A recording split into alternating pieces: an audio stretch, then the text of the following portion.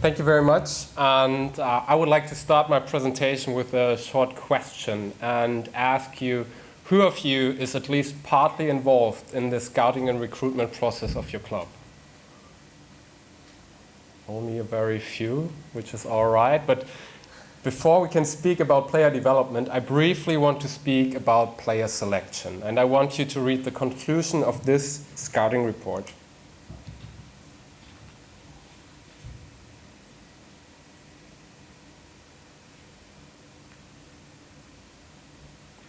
A pretty harsh conclusion, I think, is this a scouting report I wrote last season about this player.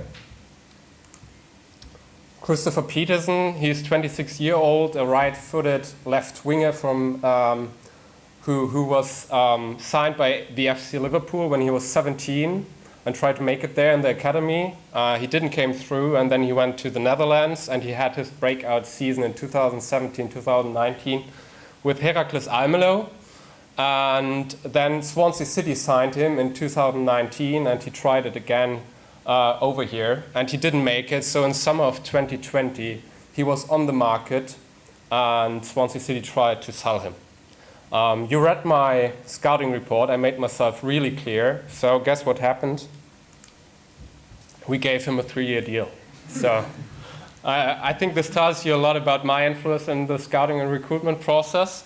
But it also reflects the work for most of us working in performance analysis, because most of the time the clubs don't go with the players you necessarily plan to sign or would favor to sign, but you get players signed by your club out of different reasons. You have budget reasons, the matter of agents involved. So you get a player and you have to develop him because he maybe doesn't have the skill set you would like him to have. And this is what happened when Kristoffer was signed on. I actually asked him if he's happy with me speaking about him today.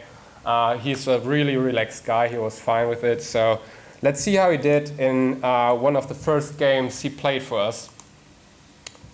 It was a home game. You can see his defensive behavior here. Not getting the distance right here. Not getting into the duel. Missing the give and go. No real intensity against the ball. Counter press, it's really important in Germany. You see him here, he could join in and block this clearance. Instead, he already tracks back, no impulse of counter press. Was a great scene to show to him because instead of a 5-meter sprint forward, he had to do 50 meters backwards. But in terms of physicality, second Bundesliga is really comparable to the championship. So a lot of dueling, a lot of aerial duels. You see him here, not really being physical. And we regain possession, actually a great situation for him. Bad throw in, no ball protection here, and no counter press again. So he basically was the player we expected him to be. But if you get him into a wide one-on-one situation, he can give you goals and assists, and that's the bottom line why we signed him on. So the player was what we expected him to be, a very open person, open to critique. He really wanted to develop, but how do you actually develop a player? This is Peter Hermann. He's known in Germany for being the best assistant coach there is. He worked in football for over 40 years. He was with Bayer Leverkusen for over 20 years as an assistant coach. And then he went with Jupp Heynckes to Bayern Munich, and he won it all. And I had the great privilege to work with him at Fortuna Düsseldorf for 2.5 years. And he always told me, Philipp, you don't develop players. You let players develop. And I think we can all agree that part of the development of the player is not our job and can't be influenced by us. Because the most important thing for a player to develop is to be on the pitch and have real game time and gain the experiences on the pitch, gaining confidence and just getting a better player under the circumstances that are asked by him. So we can I think we can all agree that this is a really important part of development, but today I would like to focus on what we actually can influence. So I think we all like those players with a good personality who are just, giving back to community and just being a good person. But most of the time, when we speak about player development, we want to develop performance. And when you're a professional football player, you have a certain capability. Your level of performance is more or less reached when you made it to the pros. I think it's totally different when you work in a youth department. It's more about developing this level of performance and closing the gap between the potential of performance and the current performance. But when you come to the pros, I think it's much more important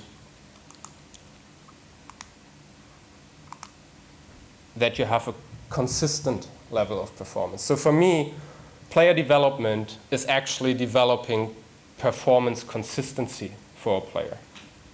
And as you can maybe you heard that Thomas Tuchel talked about Callum Hudson-Odoi a couple of weeks ago. And he said, I don't really care about his level of performance on next Saturday. What I care about is how good he will be in the 200 games following that game. And only then we can speak about a turning point in his development when he gets his performance consistently on the pitch, week in and week out. And I think this perfectly underlines what I just said. When you become a pro, you have a certain set of skills, and you need to bring that on the pitch in every game, under every circumstances, to be a really good player. So you see Kristoffer again here in ball protection. This is actually a very solid scene. He's protecting it against two defenders, getting the ball back, again protecting it, very condensed space, and he's solving that with his dribbling. And then you see two different scenes where he is afraid of contact, basically puts the ball just out of bounds. And here again, a complicated pass, but nonetheless technical problem, and he dribbles out of bounds. So no consistency in the area of ball protection here. The way to approach that, I think in football, it's very common that every department now starts to think about how can we develop this player. So we can say, well, he had a bad first touch, and let's get on the pitch and work on that. And I think this is a fair way of looking at it, because he obviously had difficulties here with controlling the ball. Or he had trouble in his orientation, he was not scanning right.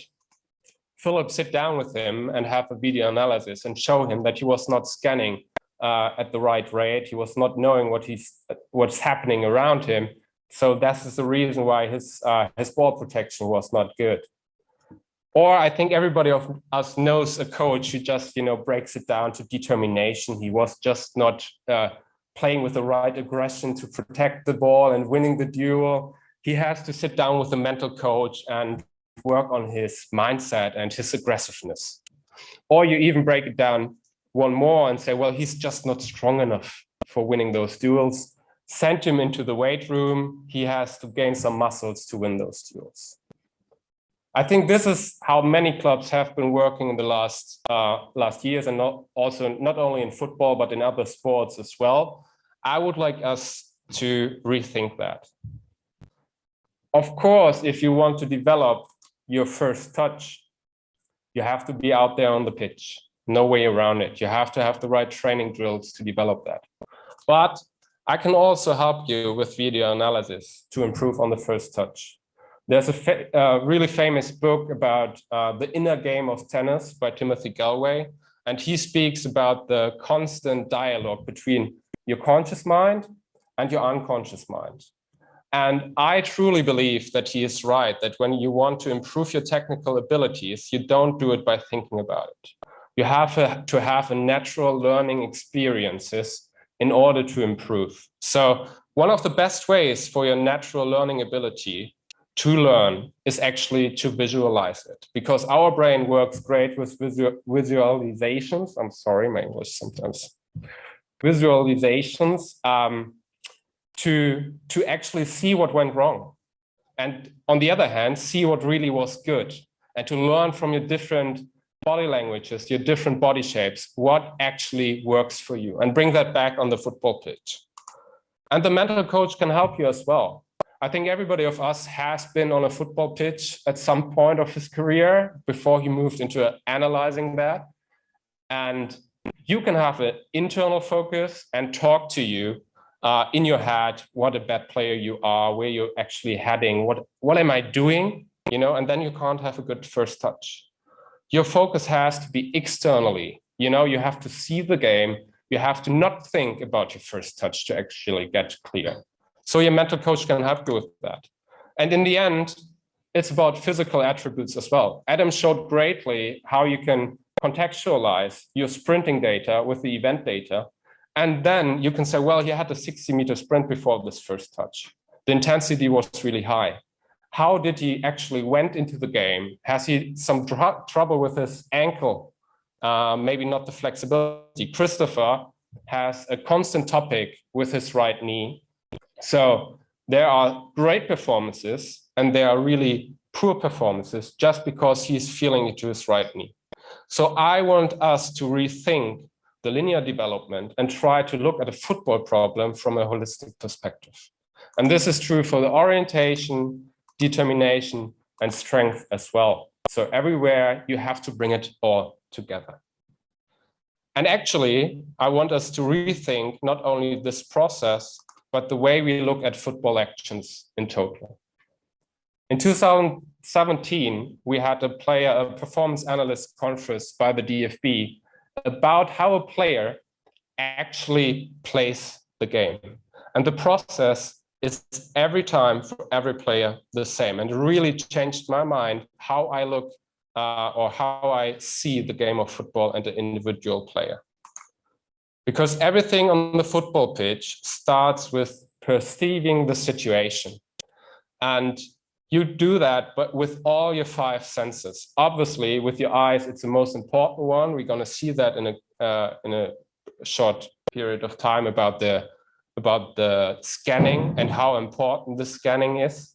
There have been some great studies about how elite players scan the pitch 4 to 6 or 7 times in the 10 seconds before they receive the ball.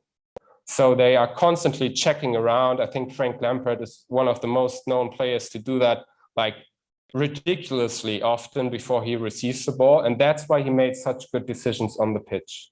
So everything is about perception when you think about how a player actually is doing on the pitch. Let's look at Kristoffer here. All from the same game. And now he stops to scan around. He gets a difficult ball. He has no clue where the defenders are. And instead of progressing forward, he loses the ball. Here the same, he stops scanning. There's a difficult ball. He could easily head this ball to our own midfielders. Instead, he's just prolonging it and the ball is gone. And here differently, he just turns quickly. He knows the defender is not close to him. He has a very fast 2-touch give and go situation and ends up in the box. And again, this is about consistency. How can we get a player to consistently scan the pitch and not just do it in the same game, in some situations greatly and in other situations poorly? So after perceiving, it's all about evaluating. And this is where everything a player had learned in the last couple of years, basically in all of his football career, all patterns he learned, everything the coach tried to tell him tactically, this comes all together in the split of a second. And the player has to make a very, very quick decision. And this is, again, not happening with your conscious mind, but actually so fast, it is unconsciously, and you just have to do it. And only then you come into your actual technical abilities. Then it is about your pass, your dribble, your shot. And then it's back to perceiving again. And I'm fascinated by this perspective on football because everything on the pitch is about this process.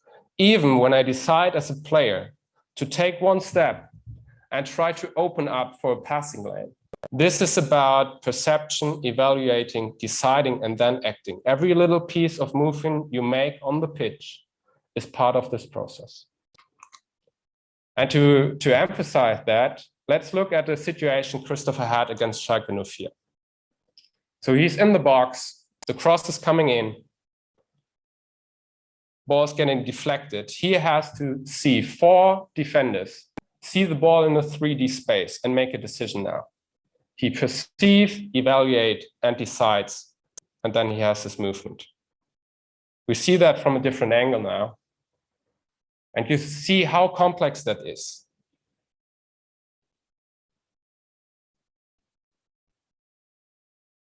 Do I shoot? Do I pass? Do I control it? Do I head it? Foot?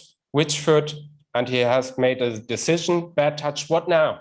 And the process starts again and again. And if he plays here a pass, it's an easy goal. And this is how I try to see football actions on the pitch. And when I try to help a player in his development, I try to know exactly in which phase his problem is. So obviously you can talk here about his bad first touch in this movement, but for me, it's much more important to understand why he does it.